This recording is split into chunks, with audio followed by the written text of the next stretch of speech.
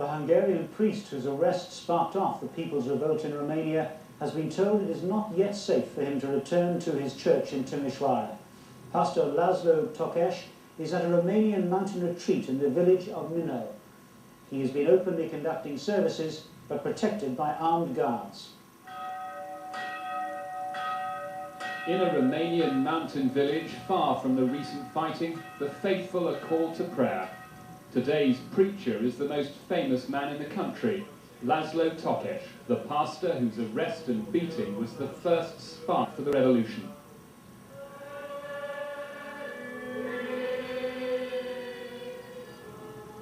This good shepherd is far from his own flock, in a village of 100 houses, 2 churches, and little communication with the outside world, kept under army guard, away from the few remaining Securitati killers. I think that we shall succeed. Finally, we shall succeed in democratization of the country and against the reactionary forces which are still present in the country, which fill us still with fear. In Timișoara, for security reasons, his church remains closed. The sign reads, "Long live Laszlo Tokes, we are waiting for you." The waiting will go on for some time yet. All other churches are open for the last services of 1989, for the first time broadcast on Romanian radio. The last day of the old year is a time to remember in the city which saw the worst fighting and witnessed the last savage lashes by the dying tyranny of Ceausescu in its final hours. David Loyne, BBC News, Western Romania. Israel is to impose a curfew on more than 500,000 Arabs living in the Gaza Strip from tomorrow. The army intends to prevent demonstrations planned for the occupied territories. Prime Minister Yitzhak Shamir today sacked one of his cabinet ministers for talking to the PLO. Ezra Weizmann claims negotiations with the PLO, technically illegal by Israeli law, have been taking place for some time. If Mr. Weizmann's Labour Party back him, they could withdraw their support from the coalition government. A number of ambulance crews in Surrey and Essex have taken unofficial industrial action tonight. The health service unions say some emergency calls in Essex are not being answered, but other crews are providing cover in Surrey. The Health Secretary, Kenneth Clarke, has become involved in a new row over the pay dispute. Replying to a letter from an ambulanceman's daughter, Mr. Clarke described most ambulance staff as professional drivers. He called it a worthwhile job, but not an exceptional one.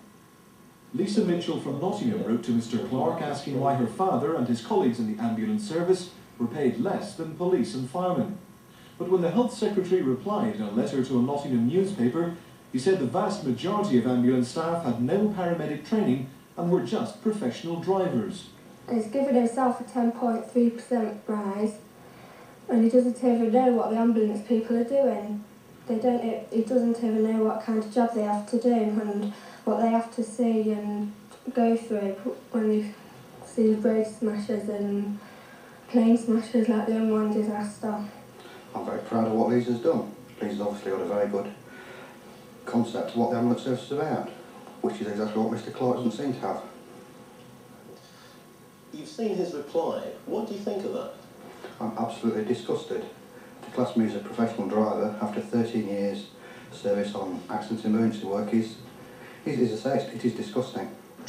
Because of the dispute, ambulance union leaders described Trafalgar Square as a most dangerous place to be on New Year's Eve. Safety barriers have been erected as usual in readiness for the celebrations, after police said they wouldn't prevent people gathering here. Newpie had called for the festivities to be banned because of inadequate medical cover. In 2 hours' time, 60,000 people will pack the square in what is the ambulance service's busiest night of the year. There are 3 times as many emergency calls as normal.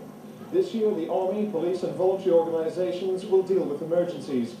But 3 suspended ambulance crews have said that they'll be on standby should serious incidents occur. The ambulance service has warned that there could be delays, but full emergency cover is being provided. Finally, it has just struck midnight in Romania, the start of a new year offering hopes for freedom and democracy which would have been unthinkable in that country 10 days ago. Our reporter David Loyne joins us live from the Romanian town of Arad.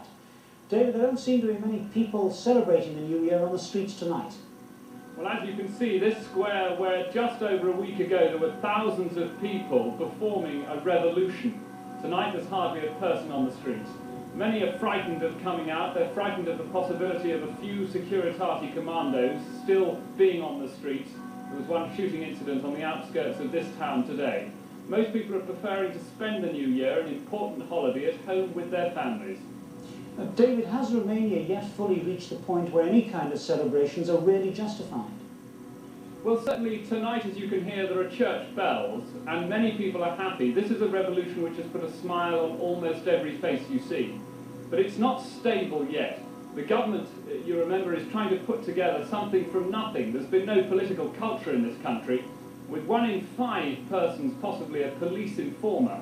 Nobody quite knows who's in the government. They're trying to weed out people who say they're for the revolution, but are really still supporting things from the old regime. But it is certainly a time of celebration, and this extraordinary wave of revolutions which has rolled from the Baltic to the Black Sea, Poland, Czechoslovakia, East Germany, Hungary, and tonight it's Happy New Year from a free Romania.